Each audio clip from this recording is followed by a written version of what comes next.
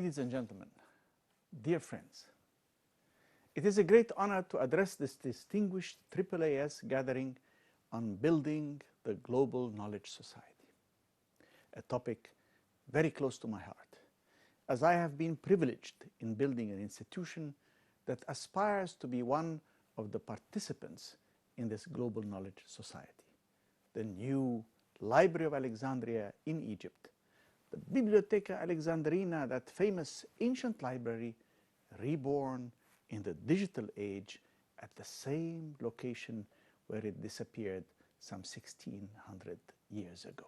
I deeply regret that I'm not with you in person today.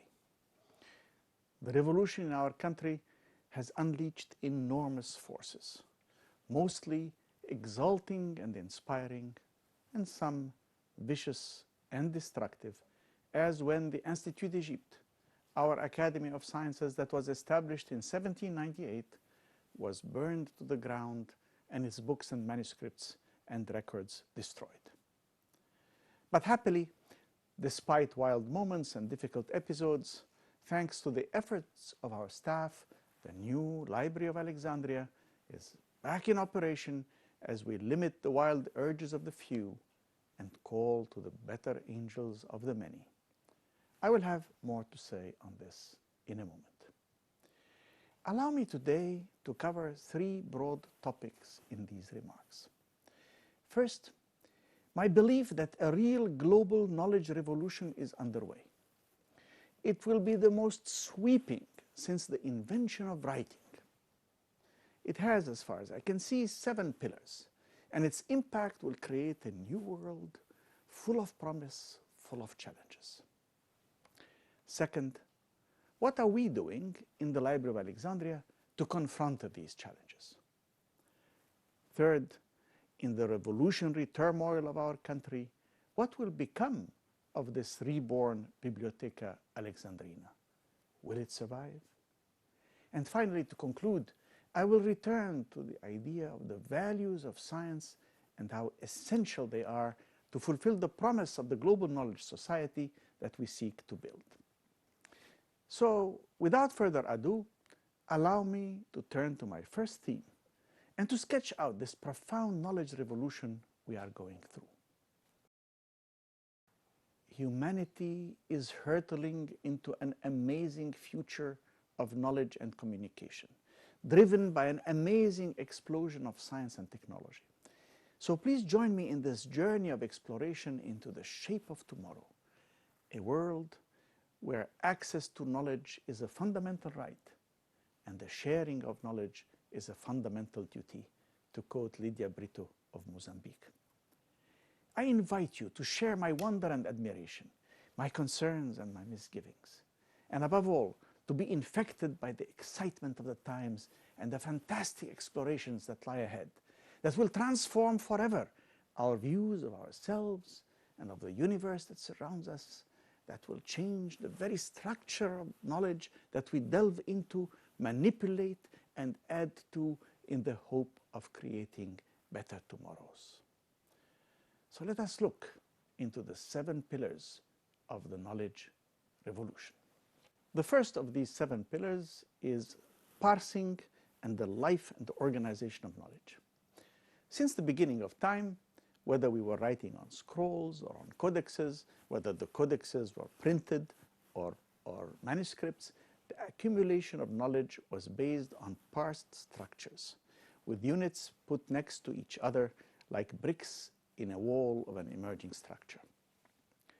It was the juxtaposition of these individual parsed works that created the accumulation of knowledge, the rising edifice built piece by piece, brick by brick, or stone by stone. In addition, each piece was dead. By that I mean that once published, it stayed as it was until a second edition would appear. If we both had copies of the same book, we could both open to, say, page 157 and find exactly the same thing in our respective copies. It did not change whether we did it immediately after the book appeared or decades later. But the internet changed all that. the web page became the unit of parsing. Instead of the classical sequence of presentation, we now think in terms of a home page and then hypertext links into other related documents.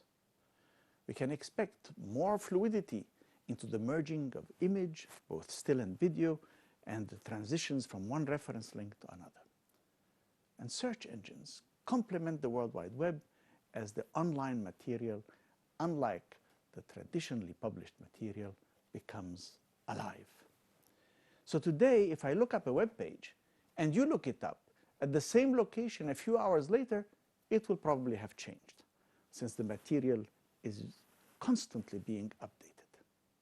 Furthermore, as we move beyond the current structures of the web towards the semantic web, where we can search for relationships and concepts and not just objects, the structure of organization and presentation of knowledge will become one large, interconnected, vibrant, living tissue of concepts, ideas, and facts that is growing exponentially and which will require new modes of thinking to interact with it. It will automatically spawn these new modes of thinking, and scholarship will be no longer parsed like bricks in a wall. It will be more like a smooth, fluid, flowing river.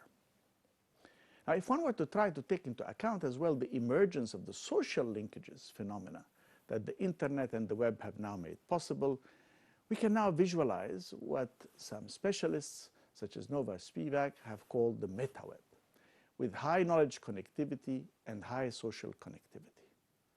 Does that meta-web prefigure the connectivity of intelligence? Who knows? The second pillar is image and text. Throughout history, the primary means for the transmission of information has been text. Images were difficult to produce and to reproduce. This has changed. With the digital revolution, everybody can record images, both still and video, and computer-generated graphics are becoming affordable by everybody. Again, what does that mean in terms of the presentation, the search and retrieval functions, and the interaction between the researcher and the material in the future? And that brings me to the third pillar, the relationship between humans and machines. And with the exception of pure mathematics and some aspects of philosophy, it will no longer be possible for any human to search for, find, and retrieve, and then manipulate knowledge in any field, much less add to it and communicate their own contribution to others without the intermediation of machines. This is not good or bad, it just is. Now, after a special chess-playing program called Big Blue of IBM defeated world champion Garry Kasparov in chess in 1997, can we indeed ask, as some visionaries are doing, whether consciousness and intelligence are emanating qualities from very complex systems? But whatever the merits of that particular debate and its ramifications, it is clear that changes are already noticeable in the domain of libraries and the internet.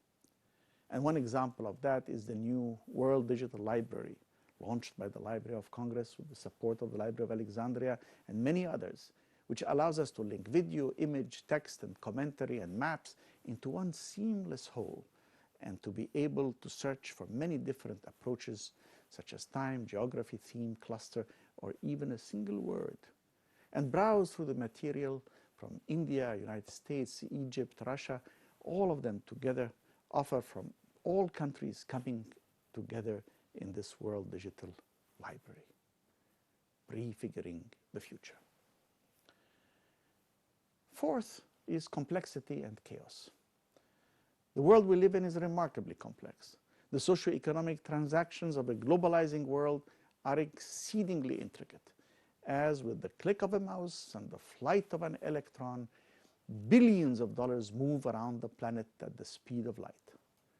The web of interconnected transactions is enormous, and the ripple effects of any single set of actions and its interaction with other effects is difficult to predict. Our cities have become not only much larger, but also much more complex. And ecosystems are not only delicate, they are intrinsically very complex. So are biological systems. We will need a new mathematics. Fifth, computation and research. Till now, computing has been largely seen as the extension of a large calculating machine that can do dumb calculations at incredible speeds. Wonderful tools, no doubt, but just tools all the same. But today, the concepts and the techniques of computing and computer science will become a central part of the new research paradigm. Computational science concepts and tools and theorems will weave into the very fabric of science and scientific practice. But beyond the scale and magnitude of the collections of data, we are looking for connections between collections of data. And these pose particular problems that involve qualitatively different issues. Now, computer science is where the most work on such classes of problems has been done. And my sixth pillar is convergence and transformation. Domains are gradually converging. In simplest terms, once upon a time, we had chemistry and biology as distinct and separate enterprises, and now we have biochemistry. Now, such moments of convergence generating new sciences and insights turned out to be some of the most fecund moments in the evolution of our knowledge and the development of our technologies. And today, we are witnessing the convergence of three hitherto separate fields with the birth of bio-info nanotechnology. Now, will such developments remain serendipitous, or will our research paradigms systematically force the development of such converging domains and transformative insights? I believe we are poised to do the latter. Seventh and last pillar is pluridisciplinarity and policy. There is a real value in crossing disciplines. Well grounded in one discipline, we should be open to others.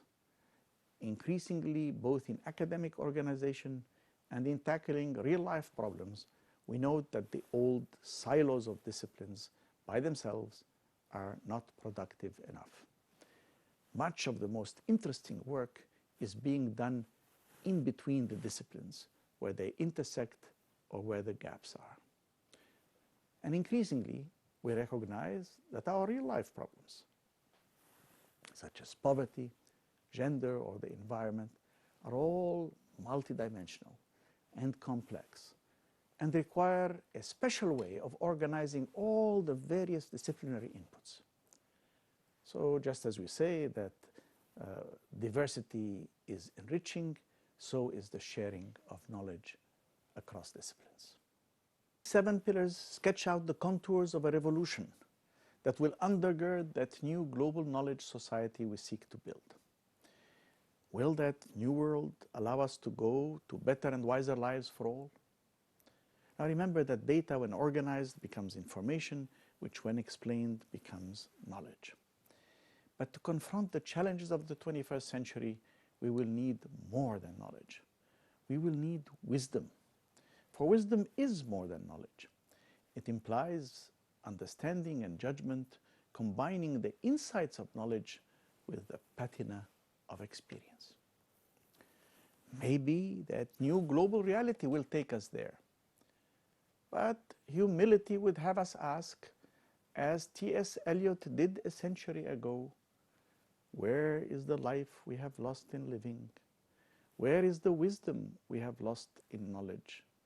Where is the knowledge we have lost in information? But wise or not, humanity is hurtling towards that future at great speed.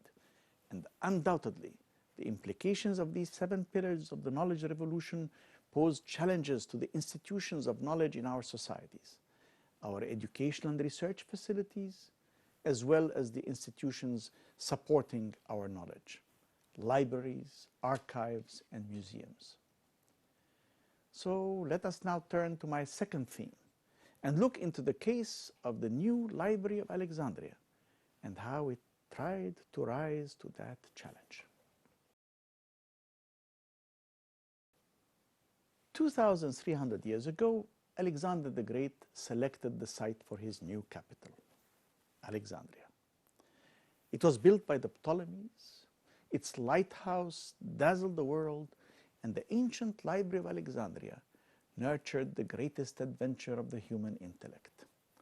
Part academy, part research center, and part library, it welcomed the great thinkers of the age. Scientists, mathematicians, and poets from all civilizations came to study and exchange ideas.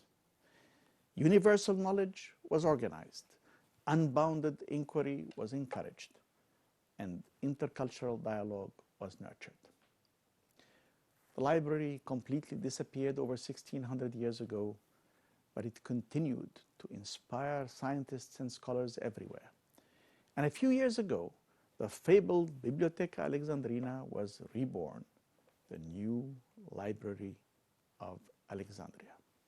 Like its illustrious predecessor, it is dedicated to advancing universal knowledge, not a single specialty. It is addressing research and applying advanced techniques to everything, from the visual arts to informatics, from documentation of heritage to the promotion of peace.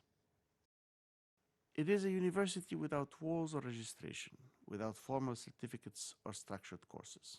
It is open to all those who seek knowledge in all its aspects and manifestations, all those who love art in all its wondrous expressions, all those who thirst after a better understanding of their heritage and of the world, all those who dream of pushing the frontiers of scientific knowledge to wherever human ingenuity will take it.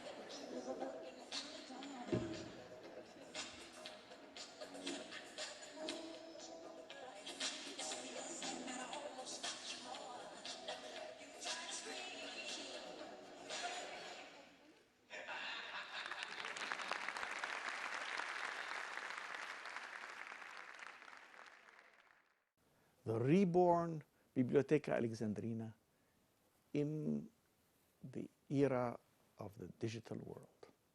What is it? Well, first, like its ancient namesake, it is not a library in the sense of a repository of books. It is many things.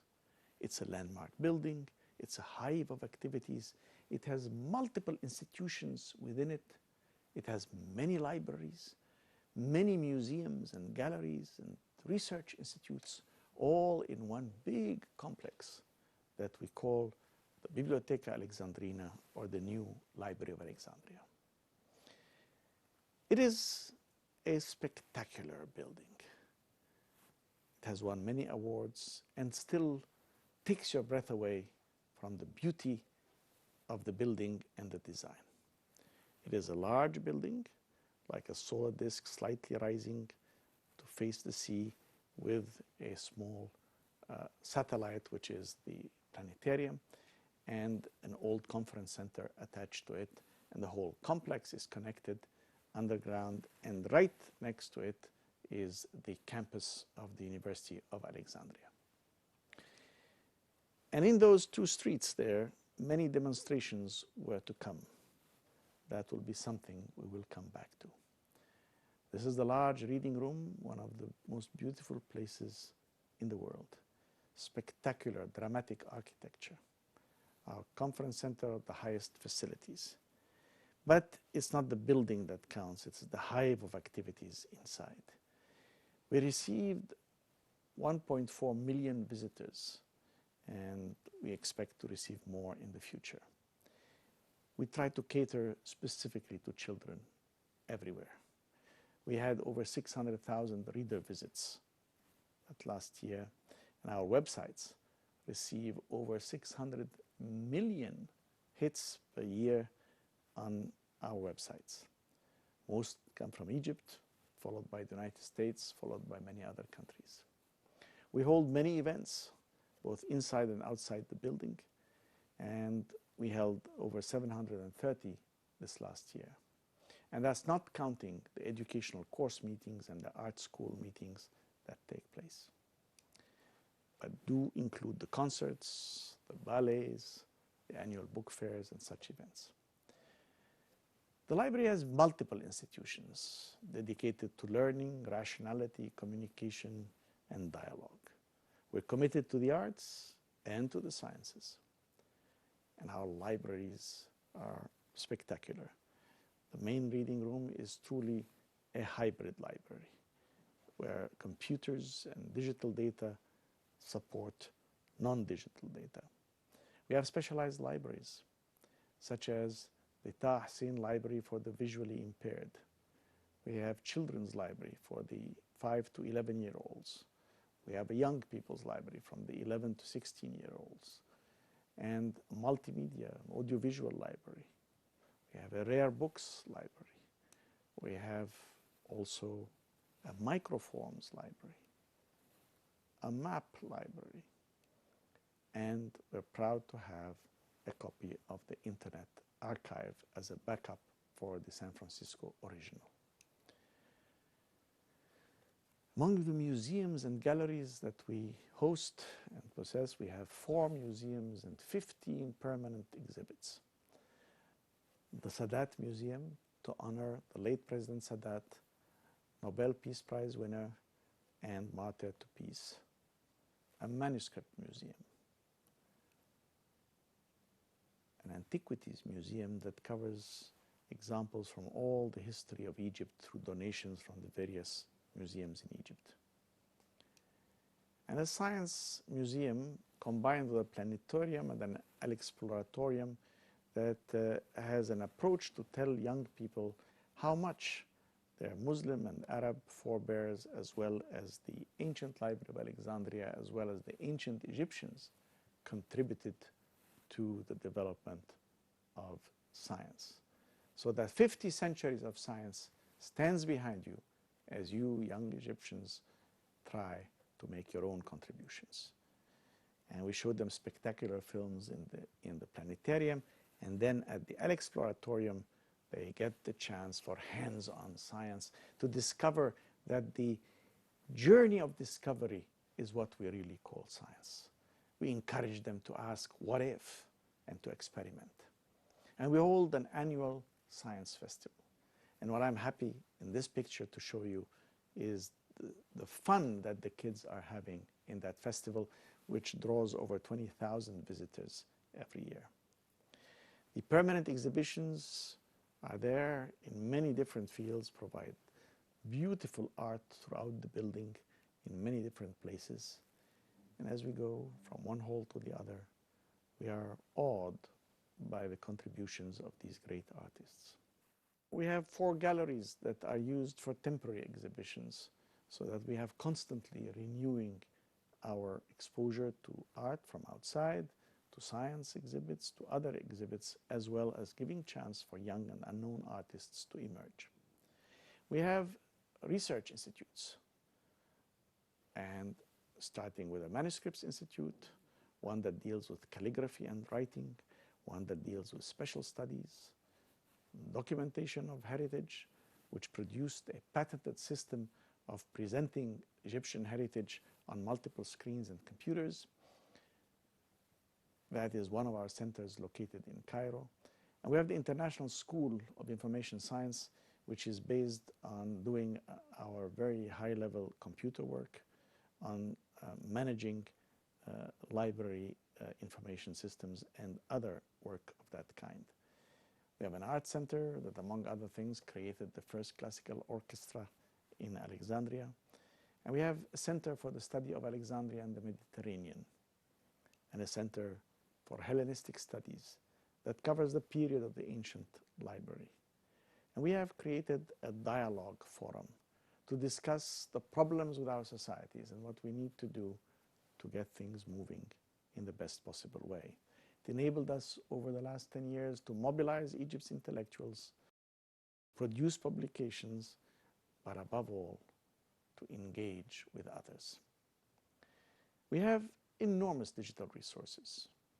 We've created archives for President Nasser, for President Sadat, for Boutros Ghali, the Suez Canal Company, 2.5 million documents.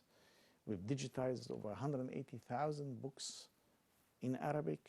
We've created special sites such as the Memory of Modern Egypt, which is kind of a world digital library in one language, it's a mini single language one. Enormous analytical work which is presented at the library in various conferences or done at the library. From biorobotics to virtual reality to supercomputing. The digital future is indeed here and well at the Library of Alexandria. There we are committed to provide access to all information for all people at all times. It's a goal that we intend to pursue. It's a goal that is compatible with this meeting. It is a goal that should be available to all people everywhere at all times. We are part of this formation of global knowledge that expands our brain's reach and enables us to do what we couldn't do before. We can even imagine a day when we will use the new knowledge revolution and recognize knowledge not in the old librarian classifications, but in ways that reflect the reality of how knowledge is used, as these maps of interconnectedness show, or as this mapping by eigenfactor of how the social sciences are interconnected or undertake self-referencing, or how the natural sciences do it. And we can also imagine augmented reality and instant delivery of information to where it is needed, when it is needed. But the BA is also an activist organization. We handle outreach to universities, to school children, where we send this bookmobile, or we organize their art programs, or science fairs and science clubs in all the schools in Alexandria. We also organize science competitions throughout Egypt for people to bring out the best in their talents and their creativity. We have programs to support young inventors.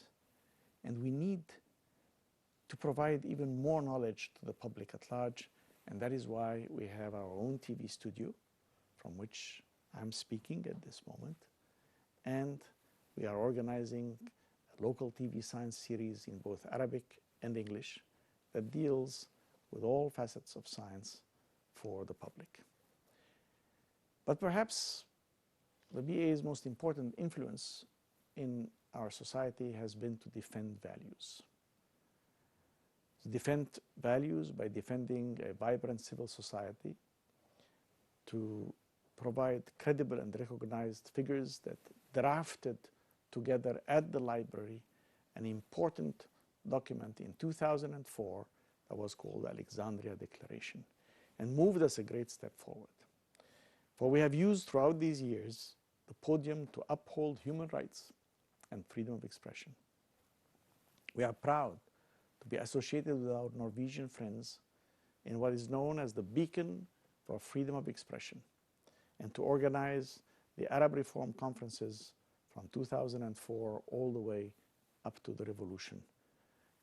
We organized every year a get-together to call for the values of freedom of expression and democracy, and we had many, many young people participate in that, from plenary debates to audience participation to internet participation on international fora that we helped create. All the parts that I described of this new type of institution are essential. They reinforce each other. And so these are our efforts to recapture the spirit of the ancient Library of Alexandria. We are barely starting. We are not yet 10 years old. And we are rocked by a revolution and threatened by political currents of every stripe.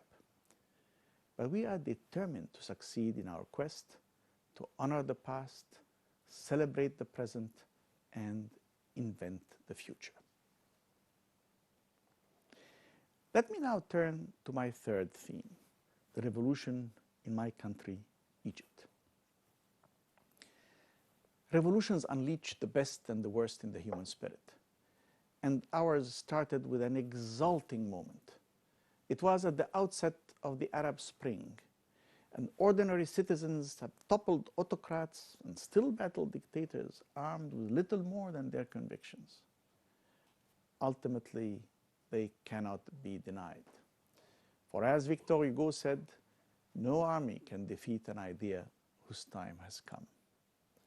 And freedom, human rights, and democracy are ideas whose time has come for even the most remote corners of the globe. Sparked by the successes of Tunisia and Egypt, the people speak. From the Syrian demonstrators to the chanting Yemeni crowds, they are the embodiment of the unconquerable spirit described by Henley's Invictus. It matters not how straight the gate, how charged with punishments the scroll. I am the master of my fate. I am the captain of my soul. This surge for freedom, reminiscent of the best in human history, will face setbacks, to be sure, but ultimately it must triumph. The Arab Spring and the Egyptian Revolution are well known. Everywhere, huge demonstrations held the public places in peaceful protest against the regime.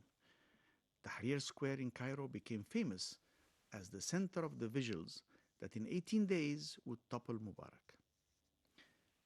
Here is Tahrir Square empty.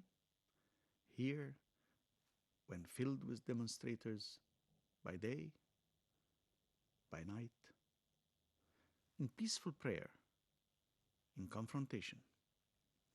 The ultimate success of the peaceful Egyptian demonstrations were noticed the world over and had a surprising effect in Wisconsin, as these pictures attest. Everywhere in Egypt, the demonstrations were huge. And here is a demonstration on the Corniche of Alexandria, just west of the library. That is the bottom red arrow in that diagram where I said the two streets where demonstrations went by next to the library. But in a magic, exalting moment, young people held hands, even as they held up signs against Mubarak and his regime. They held hands to protect the library from any damage. They saw the library for what it was. They had no weapons except their beliefs. They held rolls of paper, and the crowds responded.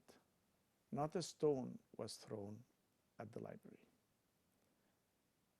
And as I was to tell Nick Robertson of CNN, who was interviewing me, impressed by that event. Everyone we're seeing around us now, your staff coming back to work? Yes, pretty much. That must feel quite good. Yes, You're getting well, a sense of order back again? Yeah, I hope so. I will speak to them, of course, like everybody else. They are citizens, there are different points of views. There are rumors around that I will speak to them about. See, even our coffee shop started operating. More than 2,000 workers. Everyone happy to be back. There must have been a moment when you were standing there. There was the moment for you where you think, no, this could happen and they could come in. And then you saw it change. My confidence is there from the first day. We never built barriers. We never built walls. We never built gates that could be locked.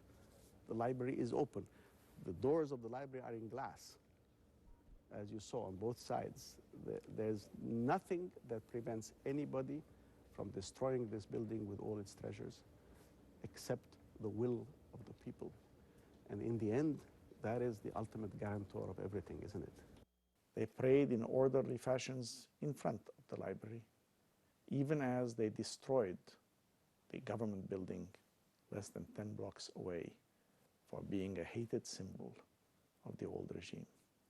They then created a huge flag in which they wrapped the library in recognition that it was a library for Egypt and for the world. That exalting moment, which showed up with protections on both sides of the library, in fact, was captured in a beautiful little book for children. It was a truly exalting moment. And then the steps of the library became a favorite place for human rights demonstrations. Those who were worried about religious extremism, those who wanted freedom and human rights, all came there.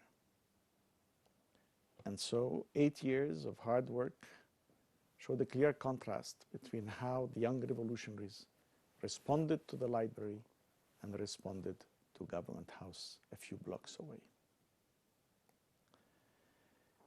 They even paid us a great homage by showing on this mural that they painted the 3 great pyramids, and the 4th pyramid being the Library of Alexandria, with both a mosque and a church coming out of the library.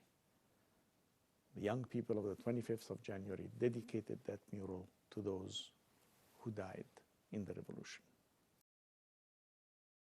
But this exalting moment was not to last. Throughout Egypt, changes were taking place in the character of the revolution. Demonstrations were more likely to be about demands for employment and pay increases than demands for freedom and democracy. Gangs of thugs appeared in the streets, and some of the peaceful protests would turn into violent confrontations with authority. The library was not immune from these changes. The goodwill among the staff that was eager to return to open the library turned into protests that closed the library. Many forces were at work here. Contractual demands of some employees turned into a massive demonstration that turned into a full-scale confrontation with authority, leading to manhandling me last October. The anger reached the level of attacks on the executive floor and physical threats to myself and my staff. But remaining true to the values of the BA and with a strong commitment to nonviolence, we confronted anger and distrust with rationality and civil discourse. And in a few weeks, where the library was closed, the library is now open and receiving and serving the public. Where the staff was demonstrating, they are back at work. And we avoided any violence. No police or army interventions, no wounded demonstrators, and not a stone thrown at the library. I am proud of our young staff for their commitment to the library and its mission. But that is not the same throughout Egypt. Sporadic violence erupted, the dead and wounded increased, attacks on public buildings escalated, including the Institut d'Egypte, which was burned to the ground. The Institute, which was founded in 1798, lost all its collections of books and manuscripts, destroyed beyond repair. Other public buildings were targeted. But today, thanks to the success of our quiet, nonviolent discussions, our staff are protecting the library along with its idealistic young users. And the library remains true to its mission to be a beacon of freedom, rationality, pluralism, and dialogue. All matters that were never more needed in Egypt than now. It is emblematic that the statue of Prometheus, who suffered for bringing fire to humanity, should be standing proudly in the plaza of the library, symbolizing how the library remains committed to its mission. But the building of the new Egypt is also underway. We had wonderful elections, and our new parliament was just seated in late January. Its 2 big blocks are religious-based parties, so it is no surprise to see that the library has been working with Sheikh al-Azhar, the highest religious authority in Egypt, to bring forward that great liberal and humanist Islamic tradition which allowed science to flourish throughout the Middle Ages when Europe was in the grip of bigotry and intolerance. Together, we addressed large audiences of religious scholars, and helped issue the Al-Azhar Declaration, and are in the process of reissuing the classics of that great humanist tradition. We all need to work together and support our elected parliament. Egypt needs to build its future, a new constitution, new laws, new ways of doing things. We need the wisdom to learn how to reinvent that past humane tradition to meet the needs of the 21st century. We need to learn how to fashion the wise constraints that make people free. Last year, at the National Academy of Sciences, I addressed the topic of science, values, and revolution. Let me return to it once more. Today, there are those who fear that the Arab Spring will give way to the Islamist winter, that the idealism of the revolutionary democrats will only pave the way for theological autocrats. Yes, Islamist sentiment is rising and zealotry is expanding in parts of the public realm. But the defense against extremism is not by censorship or autocracy. It is by embracing pluralism and defeating ideas with ideas. And here, science has much to say. Science has much to say to the Islamic zealots who preach an intolerant doctrine. It has much to say to young Democrats enamored of the new technologies. It has much to say to those who yearn for a better economic future. And more importantly, it has much to say about the kind of values that we must adopt if our societies are to be truly open and democratic, for these are the values of science. To the Islamists who yearn to return to their particular vision of the Muslim past, we say there is a great Muslim and Arab tradition of science and tolerance that you must be aware of. Indeed, throughout the Dark Ages, it was the Muslims who held up the torch of rationality and reason while Europe was in the throes of bigotry and intolerance. Centuries before Bacon, Descartes, and Galileo, Ibn al-Haytham in the 10th century laid down the rules of the empirical approach, describing how the scientific method should operate through observation, measurement, experiment, and conclusion. Hear his voice as he says, we start by observing reality.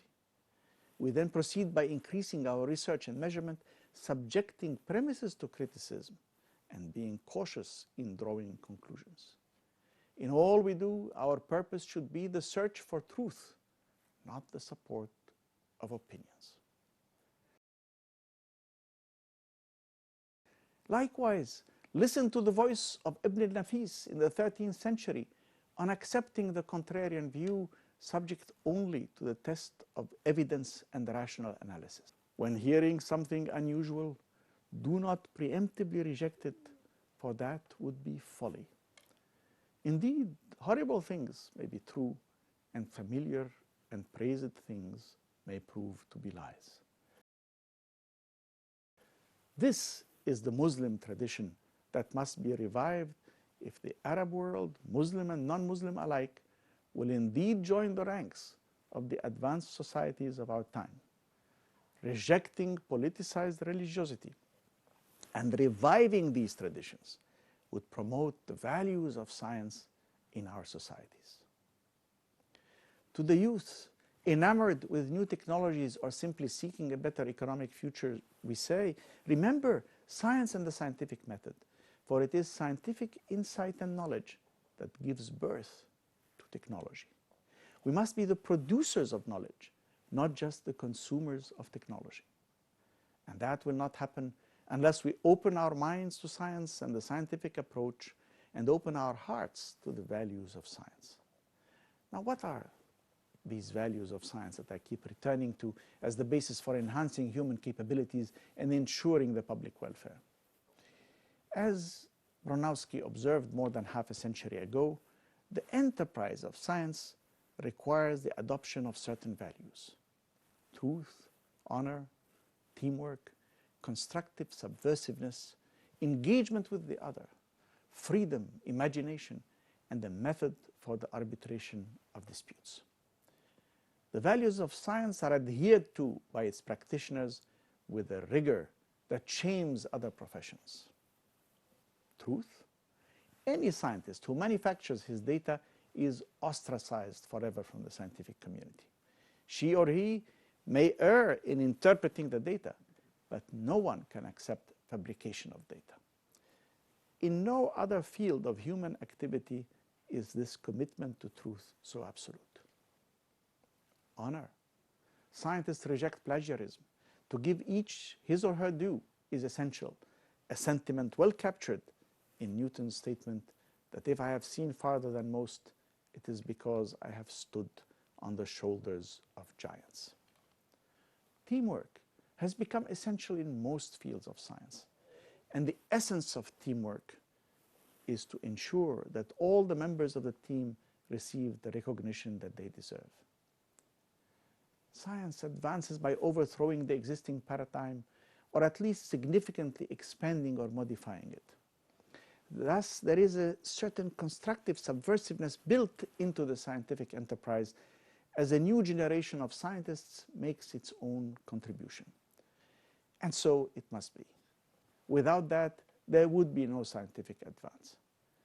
But our respect and admiration for Newton is not diminished by the contributions of Einstein. We can and do admire both. And this constant renewal and advancement of our scientific understanding is a feature of the scientific enterprise. It requires tolerant engagement with the contrarian view, as Ibn Nafis said so many centuries ago, accepting to arbitrate disputes by the rules of evidence and rationality. And science requires freedom, freedom to inquire, to challenge, to think, to imagine the unimagined. It cannot function within the arbitrary limits of convention, nor can it flourish if it is forced to shy away from challenging the accepted. The content of scientific work is what is discussed, not the person who produced it, regardless of their nationality or the color of their skin or the god they choose to worship or the ethnic group they were born into or their gender. These are societal values worth defending, not just to promote the pursuit of science, but to have a better and more humane society. These are the central core of universal values that any truly modern society must possess. Ladies and gentlemen, friends, I was unable to join you today because I stayed in Egypt to do battle for those values of science, to protect our Bibliotheca Alexandrina, and to defend our societies against the forces of obscurantism, fanaticism, and xenophobia. My youthful colleagues and I, committed to the values of science and armed with revolutionary ardor, join hands with you, the builders of the global knowledge society of tomorrow. Let us build that world of science and understanding, that world where, in the immortal words of Tagore, where the mind is without fear and the head is held high, where knowledge is free, where the world has not been broken into fragments by narrow domestic walls, where words come from the depths of truth, where tireless striving stretches its arms towards perfection, where the clear stream of reason has not lost its way into the desert sand of dead habit, where the mind is led by thee into ever-widening thought and action, and into that heaven of freedom, my Father, let my country awake. Thank you.